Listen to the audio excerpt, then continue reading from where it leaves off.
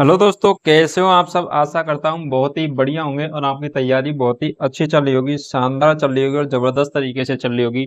और चलनी भी चाहिए। कहते हैं ना, आंखों में अरमान लिया, मंजिल को अपना मान लिया, मुश्किल क्या आसान क्या, अब ठान लिया तो ठान लिया। अब ठान लिया है कि अपने सपनों को पूरा करना है। अब ठान लिया है कि अपने माँ बाप के सपनों को पूरा करके मानेंगे। हेलो दोस्तों, मैं बच्चन पांडे आप सभी का हमारे channel Rajasthan study IQ GK में स्वागत करता हूँ। मेरे प्यारे बच्चों, हमारे इस चैनल पर राजस्थान स्टडी IQ जीके जो चैनल है हमारा, इस पर हमने नया राजस्थान नया जीके जो आपके लिए थ्योरी कंप्लीट कराने का कोर्स का जो हमने वादा किया था, उसके हमने चार पाँच पाँच छह चैप्टरों को हमने कंप्लीट कर चुके हैं। भूगोल के, कला संस्कृति के मेले एवं त्योहार हो चुका है। इसके अलावा आपको यहाँ पर बेसिक इन्फॉर्मेशन नोटिफिकेशन भी एग्जाम से संबंधित इन्फॉर्मेशन दी जा रही है। बहुत सारी चीजें हम कई तरीके से आपको पहुंचाने का प्रयास कर रहे हैं। इसी कड़ी में हम लोगों ने जिला दर्शन की क्लास स्टार्ट की थी, जिसके अंतर्गत हम दो जिलों को डिटेल से हम चर्चा कर चुके हैं। एक तो था अपन का कौन सा, तो सबसे छोटा जिला, और दूदू जिला। उसका जिला दर्शन के बारे में हमने पूरा कंप्लीट तरीके से देखा। इसके अलावा अपन खैरतल तजारा के बारे में डिस्कस कर चुके हैं। आज तीसरे नंबर का जिला है, जिसका नाम है कोटपुतली भैरोड़, और उसके बारे में अपन डिटेल से चर्चा करने वाले हैं। ठीक है, तो आज की हम क्लास स्टार्ट करते हैं। बात करते हैं हम कोटपुतली भैरोड़ की। और कोटपुतली जो भैरोड़ है, इसकी अपन बात करें तो अपन मैप दिख रहा होगा आपको, तो ये है कोटपुतली भैरोड़ का मैप। आपको कोटपुतली भैरोड़ इस प्रकार से दिखाई देने वाला है। इसके अंतर्गत अपन बात करें कि कोटपुतली भैरोड़ की आपसे पूछ ले स्थापना, क्या पूछ ले, स्थापना। तो इसकी स्थापना कब हुई थी? अभी नए जिले बने थे तभी हुई थी, और ये हुई थी 7 अगस्त को। जितने भी नए जिले बने हैं सब एक ही दिन बने हैं, 7 अगस्त 2023 के दिन। कब बने हैं? 7 अगस्त 2023 के दिन बने हैं। आपसे पूछ लिए हमारे उस समय के CM कौन थे, मुख्यमंत्री कौन थे, तो वो थे अपन के कौन से, अशोक गहलोत। कौन से थे? अशोक गहलोत थे। और अशोक गहलोत है, ये किस सरकार से थे? तो ये थे अपन के कांग्रेस सरकार के। किसके थे? कांग्रेस सरकार थे। और अभी प्रेजेंट टाइम में बीजेपी सरकार है, और प्रेजेंट टाइम में मुख्यमंत्री हो जाएंगे अपन के भजन लाल शर्मा। ठीक है, अब हम बात करें जो भैरोड़ है ना, ये भैरोड़ जो जिला है, यह जिला किस जिले के पुनर्गठन के बाद में इसका निर्माण किया गया है, कोटपुतली भैरोड़ का? तो ये किया गया है, तो दो जिलों के आधार पर इनका बंटवारा किया गया था। तो इसके निर्माण की बात करें, किसकी निर्माण की, तो इसका निर्माण है दो जिलों से हुआ है। कौन कौन से? अलवर। तो अलवर जिले का पुनर्गठन किया गया था, तो अपन के अलवर के अंतर्गत से लिया गया कुछ हिस्सा है वो जयपुर जिले का पुनर्गठन किया गया था। तो इसमें से दूदू, जयपुर ग्रामीण, जयपुर शहर और जयपुर का कुछ हिस्सा किसमें चला गया था, तो वो चला गया कोटपुतली भैरोड़ में। ठीक है, तो कोटपुतली जो पहले जयपुर के अंतर्गत आता था, तो कोटपुतली जयपुर के अंदर से लिया है। और भैरोड़ है, ये अलवर के अंतर्गत आता था, तो भैरोड़ अलवर से लिया गया है। तो दोनों जिलों में से थोड़ा थोड़ा पार्ट लेकर के और एक नए जिले का निर्माण किया था, उसका नाम है कोटपुतली भैरोड़। अपन कोटपुतली भैरोड़ के क्षेत्र की बात करें, तो इसका जो क्षेत्र है कोटपुतली भैरोड़ का जिले का, तो यह कितने भागों में और किस प्रकार से वर्गीकृत किया गया उसकी अपन बात करें, तो सबसे पहले बात करें उपखंड। क्या बात करें हैं? उपखंड। तो कोटपुतली भैरोड़ को कितने उपखंडों में बांटा गया है? तो कोटपुतली भैरोड़ को बांटा गया है 7 उपखंडों में। कितने उपखंडों में बांटा गया है? तो वो बांटा गया है 7 उपखंडों में। और कौन कौन से उपखंड हैं उनकी अपन बात करते हैं। तो सबसे पहले अपन उपखंड की बात करें, तो सबसे पहले हो जाएगा अपन का कौन सा? भैरोड़। कौन सा हो जाएगा? बहरोड़ हो जाएगा।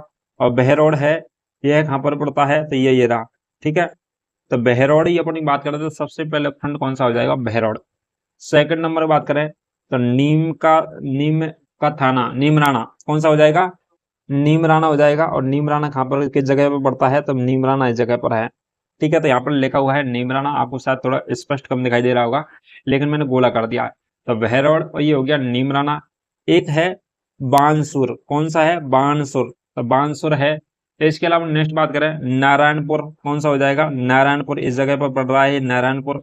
नारायणपुर के अलावा अपन बात करें तो कोटपुतली कौन सा हो जाएगा? कोटपुतली। ठीक है, तो कोटपुतली है, ये भी जयपुर के अंदर से लिया गया है। आपने नाम सुना होगा, जो बैराड़ सभ्यता हमने पढ़ी थी, तो ये है विराटनगर। क्या है? बैराड़ सभ्यता पढ़ी थी, और बैराड़ सभ्यता है वो विराटनगर के अंतर्गत आती है। बाणगंगा बैराड़। ठीक है, बैराड़ सभ्यता। तो ये पहले कोटपुतली भैरोड़ के, कोटपुतली से साइड में भैरोड़ वाला, भैरोड़ तो अलवर में, कोटपुतली है और पावटा, और इसके अलावा अपन के जो विराटनगर है ये आते थे किसके अंतर्गत, जयपुर के अंतर्गत, लेकिन अभी प्रेजेंट टाइम में किसके अंतर्गत आ गए हैं, तो ये कोटपुतली भैरोड के अंतर्गत आ गए हैं। इसके अलावा नेक्स्ट उपखंड हो जाएगा वो हो जाएगा पावटा। क्या हो जाएगा, पावटा हो जाएगा। तो इस प्रकार से आपके टोटल 7 उपखंड रहने वाले हैं। तो 7 कौन कौन से हो गए, भैरोड, नीमराना, बानसूर, नारायणपुर, कोटपुतली और विराटनगर और पावटा। ठीक है, तो इस प्रकार से आपके क्या है, 7 उपखंड हैं। अपन बात करें 7 उपखंडों के अलावा तो आपकी तहसीलें कितनी हो जाएंगी, तहसील, तहसील।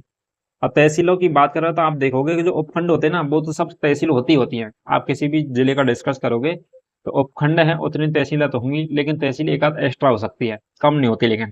ठीक है, तो अपन बात करें तहसीलों की, तो तहसीलों में भैरोड आ जाएगा, नीम का थाना आ जाएगा, बाणसूर आ जाएगा, नारायणपुर आ जाएगा, कोटपुतली आ जाएगा, विराटनगर आ जाएगा, पापटा आ जाएगा। मतलब ये 7 तो आपको हुबहू रहने वाली है।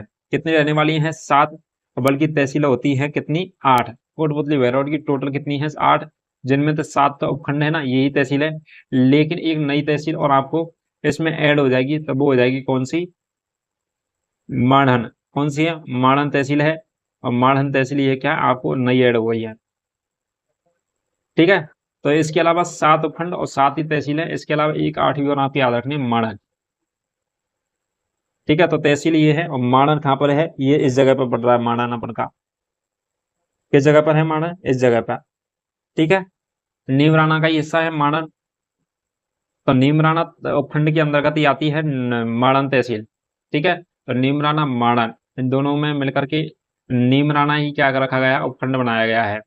इसके अलावा अपन से नेक्स्ट बात करें किसके अंतर्गत, कोटपुतली भैरोड के बारे में। अपन सबसे पहले बात देखते हैं कि इसके साथ में सीमा लगाने वाले पड़ोसी राज्यों की बात करें। क्या है, सीमा लगाने वाले पड़ोसी राज्य।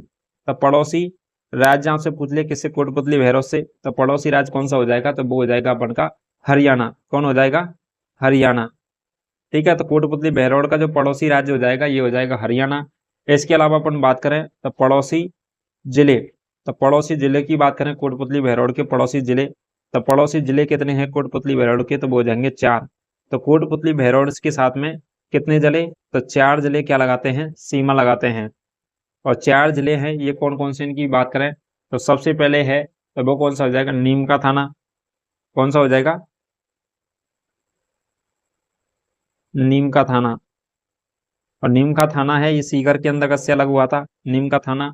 इसके अलावा अपन बात करें तो जयपुर के अंतर्गत से कोटपुतली हुआ बाहर, तो जयपुर ग्रामीण के साथ में सीमा लगाएगा।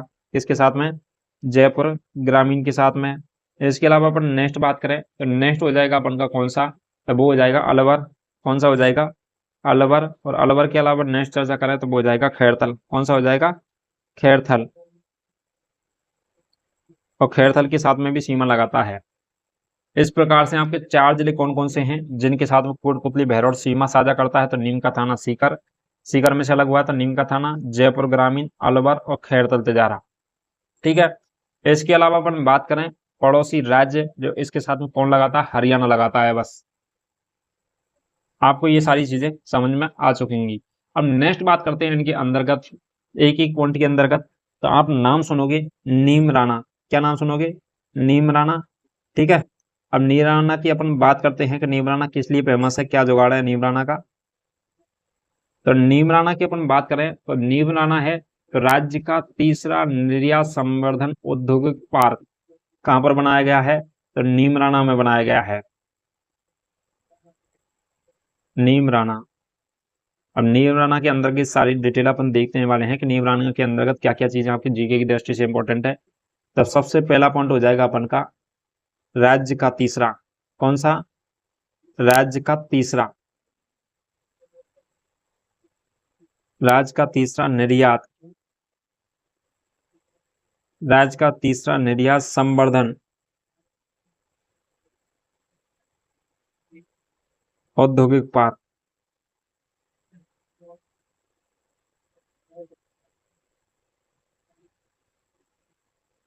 तो हमारे राजस्थान राज्य का जो तीसरे नंबर का जो निर्यात संवर्धन औद्योगिक पार्क है ना, उसकी स्थापना कहां पर की गई है, तो नीमराना के अंतर्गत की गई है। किसके अंतर्गत की है, नीमराना के अंतर्गत की गई है।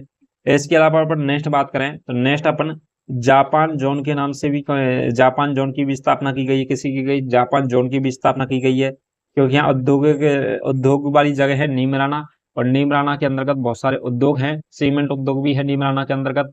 और ये जो नीमराना है ना, इस जगह पे वजह से औद्योगिक क्षेत्र होने की वजह से यहाँ पर औद्योगिक पार्क स्थापित किया गया है। और जापान जोन मतलब जापान के द्वारा यहाँ पर क्या है, जोन स्थापित किया गया है। ठीक है, तो वो किया गया है क्योंकि यहाँ पे क्या जापान की कंपनियां भी क्या कर रही हैं, बिजनेस कर रही हैं। इसके अलावा यहाँ पर क्या है, नीमराना में नीमराना दुर्ग बना हुआ है। क्या बना हुआ है? नीमराना दुर्ग। तो नीमराना के अंतर्गत नीमराना दुर्ग भी बना हुआ है। क्या बना हुआ है? नीमराना दुर्ग भी बना हुआ है। इसके अलावा अपन नीमराना के अंतर्गत ये तीनों चीजें आपको याद रखनी है। इसके अलावा अपन नेक्स्ट बात करें तो आप यहाँ पर पढ़ोगे बानसूर। कौन सी जगह पड़ रही है? बानसूर। और बानसूर के अंतर्गत की चर्चा करें तो बानसूर में नीमूचना, आपने नाम सुना होगा। जब आप पढ़ोगे क्या, राजस्थान की हिस्ट्री, और हिस्ट्री के अंतर्गत जो आधुनिक काल पढ़ोगे, ठीक है, तो उसके अंतर्गत आप देखोगे तो उसमें क्या है, जितने भी अपन के किसान आंदोलन, जनजातीय आंदोलन हुए हैं, उनके अंतर्गत एक आप नाम सुनोगे जिसको बोलते हैं नीमूचना हत्याकांड। क्या बोलते हैं? नीमूचना हत्याकांड। और नीमूचना हत्याकांड का संबंध किस जिले से है? तो प्रेजेंट टाइम में पड़ेगा अपन के कोटपुतली बहरौड़ के अंतर्गत। और पहले ही आता था अलवर के अंतर्गत नीमूचना का हत्याकांड। अभी आता है बानसूर के अंतर्गत। तो बानसूर जो किसके अंतर्गत, कोटपुतली भैरव के अंतर्गत पड़ता है, और इसका संबंध किससे है? तो नीमूचना हत्याकांड से है। किससे हो जाएगा? नीमूचना हत्याकांड से है। इसके अलावा अपन नेक्स्ट बात करें, नारायणपुर की बात करें, और नारायणपुर के बारे में आपको और चीज याद रखनी है, वो है ताल वृक्ष। और ताल वृक्ष किसकी जगह के प्रसिद्ध हैं? तो ताल वृक्ष सर्वाधिक कहाँ पाए जाते हैं? नारायणपुर के अंतर्गत पाए जाते हैं ताल वृक्ष। आपसे नेक्स्ट पूछा जा सकता है कि जो ठंडे, क्या है? ठंडे माने कोल्ड, ठंडे, गरम, ठंडे और गरम, हॉट।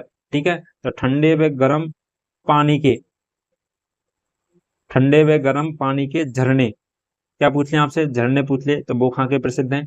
तो वो हो जाएंगे अपन के नारायणपुर, और किसके? नारायणपुर कोटपुतली भैरोड के। नारायणपुर कोटपुतली भैरोड के अंदर का जगह पड़ती है, और वहां के क्या है? ताल वृक्ष और ठंडे गर्म पानी के झरने हैं, वो यहाँ के प्रसिद्ध हैं। इसके अलावा अपन नेक्स्ट बात करें तो नेक्स्ट बात हो जाएगी अपन के विराटनगर की। किसकी बात कर लेते हैं? तो वो कर लेते हैं विराटनगर की। और विराटनगर है, इसकी अपन चर्चा करते हैं। तो विराटनगर के वो क्या है, प्राचीन नाम आपसे पूछ ले इसका, विराटनगर का प्राचीन नाम पूछ लें आपसे, तो प्राचीन नाम इसे विराट नगर ही कहा जाता था। विराटनगर क्या है, इसका प्राचीन नाम है। तो प्राचीन नाम भी आपसे पूछे विराटनगर का, तो विराटनगर को प्राचीन समय में विराटनगर ही कहा जाता था। इसके अलावा अपन बात करें तो वो बात करने वाले हैं बैराट सभ्यता। क्या हो जाएगा? बैराट सभ्यता स्थल, सभ्यता स्थल। तो बैराट सभ्यता स्थल आपसे पूछ ले तो वो है बीजक, बीजक डूंगरी। ठीक है, तो ये कहाँ पर आ रही है अभी प्रेजेंट टाइम में? बीजक। तो बीजक की जो पहाड़ियां हैं, ठीक है, तो बैराट सभ्यता स्थल कौन सा हो जाएगा? बीजक की पहाड़ियां। तो बीजक की पहाड़ियां कहाँ पर स्थित हैं? तो बीजक की पहाड़ियां स्थित अभी प्रेजेंट टाइम में कोटपुतली बहरौड़ में। ठीक है, तो बैराट सभ्यता स्थल कौन सा हो जाएगा? तो बीजक की पहाड़ियों पर स्थित है। ठीक है, बैराट सभ्यता स्थल। और बैराट सभ्यता स्थल बीजक की डूंगरी की पहाड़ियों पर है, बीजक डूंगरी की पहाड़ियों पर स्थित है। तो इस ये दोनों कहाँ पड़ती हैं? बैराट सभ्यता पूछ ले या फिर बीजक डूंगरी की पहाड़ी पूछ ले तो ये पड़ती है विराटनगर में। और विराटनगर पड़ता है कोटपुतली बहरौड़ के अंतर्गत। तो ये कहाँ पर स्थित है? बहरौड़ के अंतर्गत स्थित है। इसके अलावा अपन नेक्स्ट बात करें विराटनगर से संबंधित, तो विराटनगर के अंतर्गत अपन देखें बौद्ध धर्म के केंद्र है। विराट सभ्यता से क्या है? बौद्ध धर्म के क्या मिले हैं? साक्ष्य मिले मौर्यकालीन बौद्ध धर्म के। ठीक है, तो इसके अंतर्गत बौद्ध धर्म का केंद्र क्या है? बौद्ध धर्म का केंद्र आपसे पूछ ले तो वो कौन सा हो जाएगा? विराटनगर। क्योंकि यहाँ पे क्या है, जो अशोक अशोक क्या करके सम्राट हुआ है अशोक, उसी समय के क्या है यहाँ पर शिलालेख मिले हैं, और उन पर क्या है बौद्ध धर्म के क्या मूर्तियां मिली हैं, मंदिर मिले हैं। ठीक है, तो इससे क्या है, इससे पता चलता है अशोक भी क्या है, बौद्ध बौद्ध धर्म को मानने वाला था, बौद्धिस्ट था। तो बौद्ध धर्म का केंद्र माना जाता है विराटनगर को। और यह किस समय की बात है, किसके शासनकाल के समय की बात है? तो ये समय कौन था? तो वो हो जाएंगे अशोक, सम्राट अशोक। कौन हो जाएंगे? सम्राट अशोक। और अशोक के समय का क्या है, अशोक का यहाँ से भाब्रू शिलालेख मिला है, क्या मिला है? एक अशोक का भाब्रू शिलालेख प्राप्त हुआ है, अशोक का भाब्रू शिलालेख प्राप्त हुआ। तो किससे प्राप्त हुआ है? तो कोटपुतली भैरोड से। और कोटपुतली भैरोड के अंतर्गत जयपुर से ये क्या है हिस्सा, जो कोटपुतली वाला हिस्सा है इसके अंतर्गत क्या विराटनगर भी किधर आ गया है? कोटपुतली भैरोड में आ गया है। और विराटनगर अभी प्रेजेंट टाइम में जो कोटपुतली भैरोड में, यहाँ का नाम पहले विराटनगर ही था। बीजक डूंगरी की पहाड़ियां भी विराटनगर में स्थित है, बेरार सभ्यता भी विराटनगर से संबंधित है। इसके अलावा बौद्ध धर्म का केंद्र पूछ लिया विराटनगर हो जाएगा। और अशोक का भाब्रू शिलालेख है वो बैराट सभ्यता से प्राप्त हुआ था, विराटनगर से प्राप्त हुआ था। ठीक है, तो ये भी अब कोटपुतली भैरोड जिले के अंतर्गत आएगा। इसके अलावा नेक्स्ट बात करें अपन कोटपुतली के बारे में, किसके बारे में चर्चा कर लेते हैं? कोटपुतली के बारे में। और कोटपुतली है ना, यहाँ पर क्या है? काला, कोटपुतली के अंतर्गत काला संगमरमर।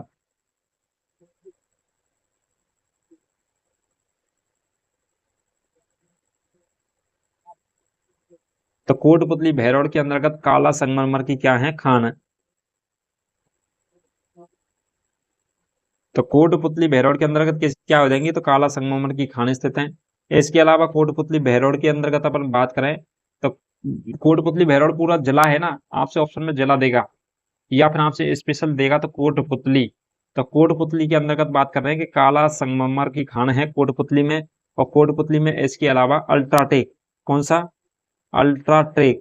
तो अल्ट्राटेक जो सीमेंट आता है ना, उसका उद्योग या फिर प्लांट है वो कहाँ पर स्थित है? आपसे पूछ ले तो अल्ट्राटेक सीमेंट का प्लांट है वो भी कहाँ पर हो जाएगा? तो वो भी अपन के कोटपुतली में हो जाएगा। कहाँ पर स्थित हो जाएगा? कोटपुतली शहर में स्थित हो जाएगा। इसके अलावा अपन नेक्स्ट बात करें कोटपुतली के अलावा तो वो करने वाले हैं भैरोड की। किसकी बात करें? भैरोड। और भैरोड का जिला है, भैरोड ये जो तहसील है और खंड है, तो ये किस लिए फेमस है? तो अपन पहली बात करें भैरोड के अंतर्गत, भैरोड क्या लगता है? मेला लगता है। क्या लगता है? भैरोड के अंतर्गत बहरौड़ मेला लगता है। क्या लगता है? बहरौड़ पशु मेला। तो बहरौड़ के अंतर्गत बहरौड़ पशु मेला लगता है। तो बहरौड़ पशु मेला कहाँ लगता है? बहरौड़ के अंतर्गत या कोटपुतली बहरौड़ जिले के अंतर्गत लगता है। इसके अलावा आपसे पूछा जा सकता है, तो वो पूछा जा सकता है तसंग। क्या पूछा जा सकता है? तसंग दुर्ग। और तसंग जो दुर्ग है ना, ये भी कहाँ स्थित है? तो ये अपन के कोटपुतली के अंतर्गत स्थित है। भैरौड़ पशु मेला पूछ ले तो वो भी कोटपुतली के अंतर्गत स्थित है। एक है तसिंग दुर्ग, कौन सा हो जाएगा? तसिंग दुर्ग है, ये भी कोटपुतली के अंतर्गत स्थित है। इसके अलावा नेक्स्ट बात करें तो जिल्लानी माता मंदिर, क्या हो जाएगा? जिल्लानी। तो जिल्लानी माता मंदिर है वो भी अपन के कोटपुतली के अंतर्गत बहरौड़ के अंतर्गत स्थित है। किसके अंतर्गत? जिल्लानी माता मंदिर, तो बहरौड़ के अंतर्गत स्थित है। ठीक है, और जिला पूछ ले तो आपका कोटपुतली बहरौड़ हो जाएगा। शहर पूछ ले तो भैरोड, और जिला पूछ ले तो कोटपुतली भैरोड है, उसके अंतर्गत स्थित है कौन सा? जिल्लानी माता मंदिर। ठीक है, तो आपको ये सारी चीजें रखनी है। भैरोड के अंतर्गत अपन बात करें तो भैरोड पशु मेला, तसिंग दुर्ग, जिल्लानी माता मंदिर।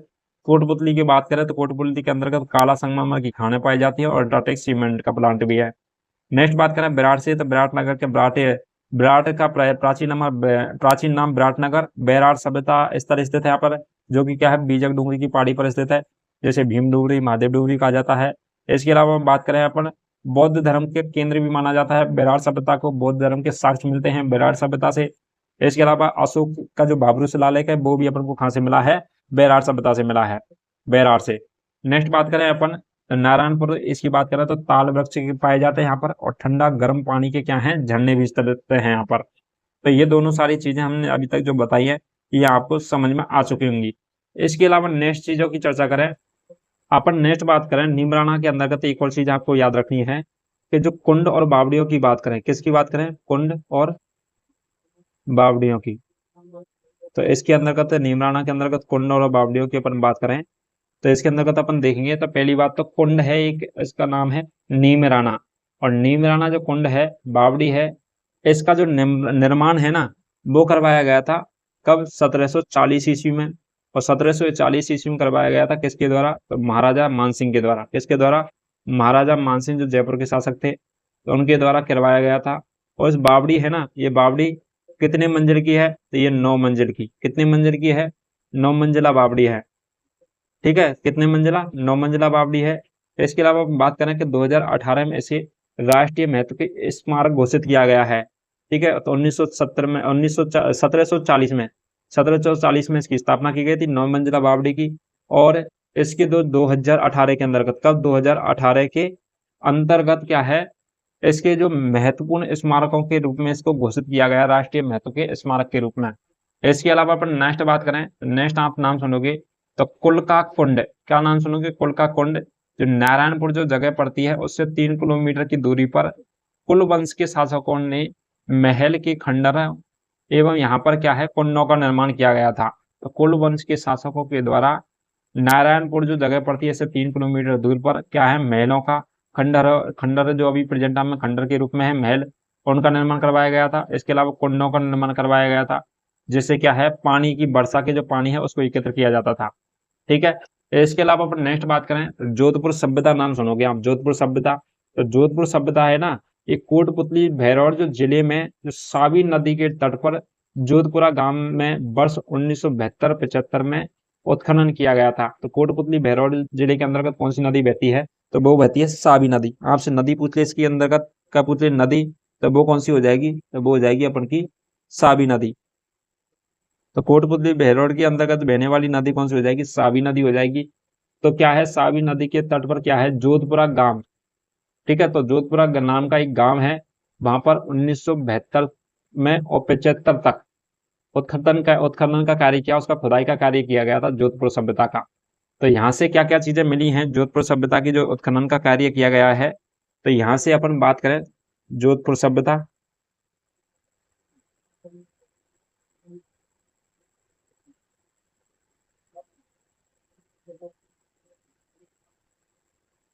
जोधपुर सभ्यता, और जोधपुर सभ्यता का उत्खनन कब किया गया था, 1972 ईस्वी से और 75 ईस्वी में किया गया था। पहली बात तो क्या किया गया था, 1975 ईस्वी तक उत्खनन। ठीक है, इसके अलावा अपन बात करें उत्खनन के जो गैरिक रंग के जो पानी के पात्र मिले हैं, यहाँ से क्या मिले हैं, पानी के पात्र। किससे मिले हैं, जोधपुर सभ्यता से पानी के पात्र। और पानी के पात्र कैसे रंग के हैं, तो गहरे रंग के हैं। इसके अलावा अपन बात करें कटोरे, क्या मिले हैं, कटोरे मिले हैं भोजन खाने के बनाने के। इसके अलावा तस्तरीनुमा तस्तरियां मिली हैं। ठीक है, तो तस्तरियों के क्या है, अवशेष मिले हैं।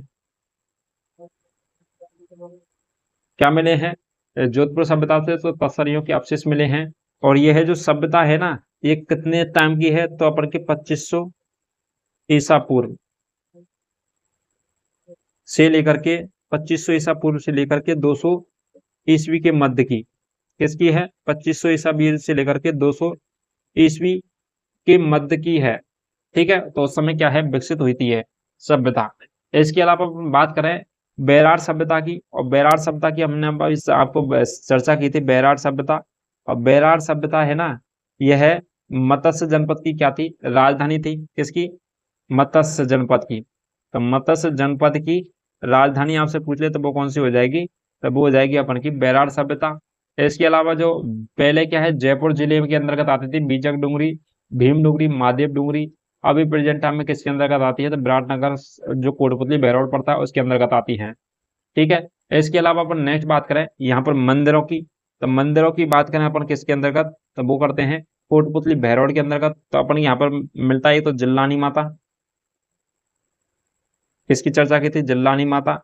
इसके अलावा नेक्स्ट बात करें हनुमान मंदिर, किसका मंदिर है, हनुमान जी का मंदिर भी स्थित है। तो यहाँ पर क्या है, हनुमान मंदिर। और हनुमान मंदिर के अलावा अपन बात करें तो यहाँ पर नारायणी दुर्ग भी स्थित है, क्या है, नीमराना दुर्ग, क्या है, नीमराना दुर्ग। और इसके अलावा तसंग दुर्ग भी स्थित है, अभी आपको बताया था। तो नीमराना दुर्ग है ना, वो 1464 ईस्वी में पहाड़ी पर निर्मित 5 मंजिला जो नीमराना किला है वो पंचमहल के नाम से जाना जाता है। क्या है, नीमराना दुर्ग है, इसे पंचमहल के नाम से भी जाना जाता है। किस नाम से जाना जाता है, पंचमहल के नाम से। ठीक है, तो आपको याद रखना पंचमहल नीमराना दुर्ग, और जिसका निर्माण 1464 ईस्वी में हुआ था। इसके अलावा अपन बात करें कि जो जो तसिंग दुर्ग है ना, तसिंग दुर्ग, ये भैरौर से 7 किलोमीटर दूरी पर स्थित अरावली की जो पहाड़ियां ना, उसके बीच में बसा हुआ है। ठीक है, और जब टाइम रियासतें चलती थी उस समय का ये दुर्ग है। इसके अलावा आपसे पूछा जा सकता है नेक्स्ट, तो कोटपुतली भैरौर है। तो कोटपुतली भैरौर के जो प्रथम जिला कलेक्टर हैं, कौन है? कोटपुतली भैरौर के प्रथम जिला कलेक्टर। तभी जैसे कोटपुतली भैरौर को नया जिला बनाया गया था, तो इसके प्रथम जिला कलेक्टर कौन बने हैं? उसकी आपकी बात करें तो जिला कलेक्टर।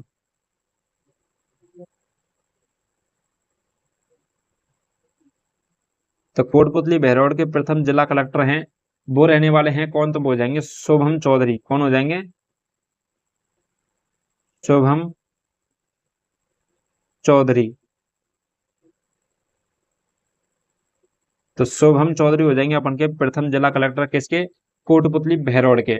इसके अलावा आपसे पूछा जा सकता है प्रथम पुलिस अधीक्षक क्या हो जाएगा? प्रथम पुलिस अधीक्षक, पुलिस अधीक्षक तो एसपी कौन हो जाएंगे? ठीक है, सुप्रीडेंट पुलिस। तो वो कौन है अपन के इसके अंतर्गत? तो वो हो जाएंगे अपन के रंजिता शर्मा। कौन हो जाएंगी? रंजिता शर्मा।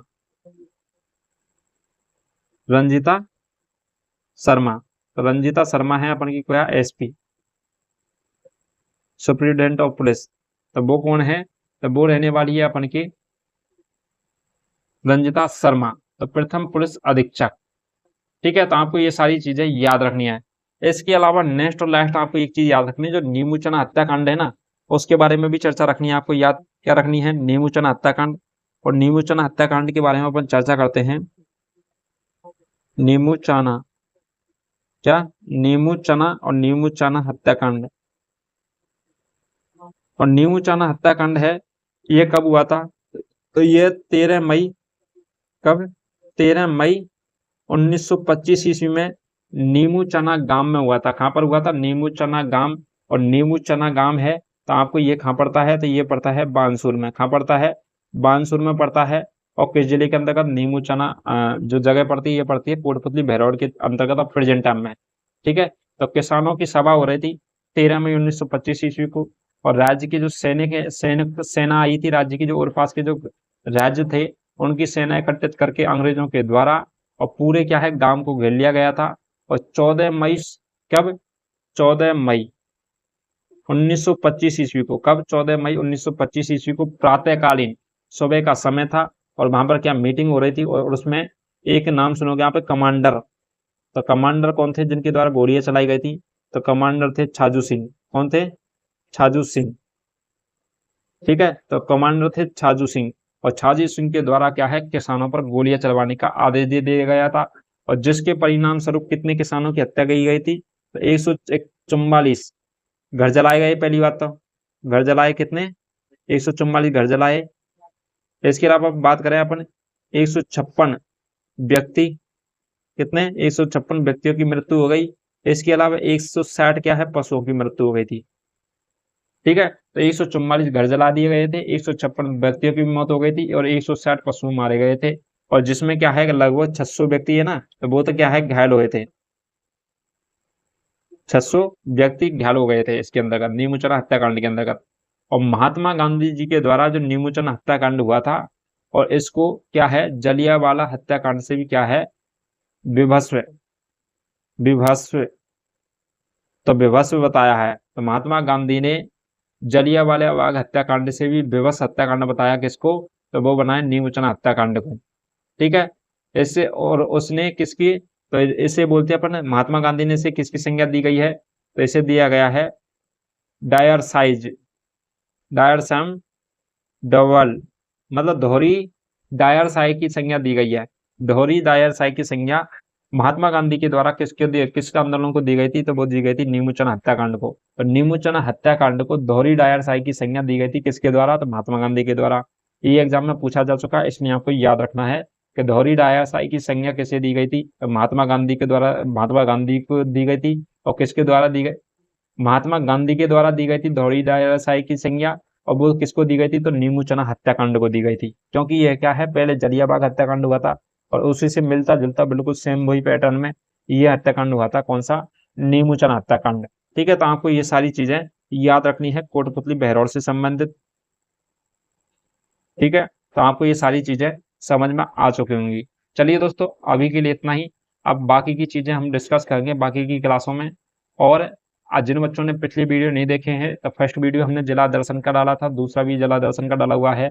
इसके अलावा टॉपिक वाइज तरीके से आपको थ्योरी कंप्लीट करवाई जा रही है, प्रीवियस ईयर क्वेश्चन करवाए जा रहे हैं, प्रैक्टिस सेशन लगाए जा रहे हैं, लगवाने वाले हैं। कुछ चीजें अभी स्टार्ट कर दी और कुछ चीजें आपको आगे इन्फॉर्मेशन दे दी जाएगी। और जो बच्चे सीईटी की और इसके अलावा पटवारी रीट की इनकी तैयारी कर रहे हैं, तो आप हमारे चैनल से जरूर जुड़िए।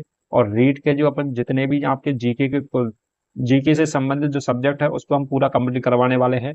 पीडीएफ देंगे आपको, नोट्स देंगे, हैंड रिटन नोट्स देंगे। इसके अलावा आपको क्या है, तो आपको एक प्रकार से लैब क्लासेस भी दी जाएंगी, रिकॉर्डेड क्लासेस भी दी जाएंगी, प्रीवियस ईयर क्वेश्चन दिए जाएंगे, एक्सपेक्टेड क्वेश्चन दिए जाएंगे, थ्योरी भी उपलब्ध करवाई जाएगी और आपके डाउट भी सॉल्व कराए जाएंगे। ये सारी सुविधा हमारे इस चैनल पर मिलने वाली हैं। और इसके लिए आपको क्या करना पड़ेगा, चैनल को सब्सक्राइब करना पड़ेगा, वीडियो को लाइक करना पड़ेगा और वीडियो को ज़्यादा से ज़्यादा शेयर करना पड़ेगा, ताकि आप जैसे भाइयों की मदद हो सके और हमें मोटिवेशन मिल सके। चलिए दोस्तों, अभी के लिए इतना ही। मिलते हैं नेक्स्ट क्लास में नेक्स्ट जिले के साथ में। तब तक के लिए थैंक यू सो मच।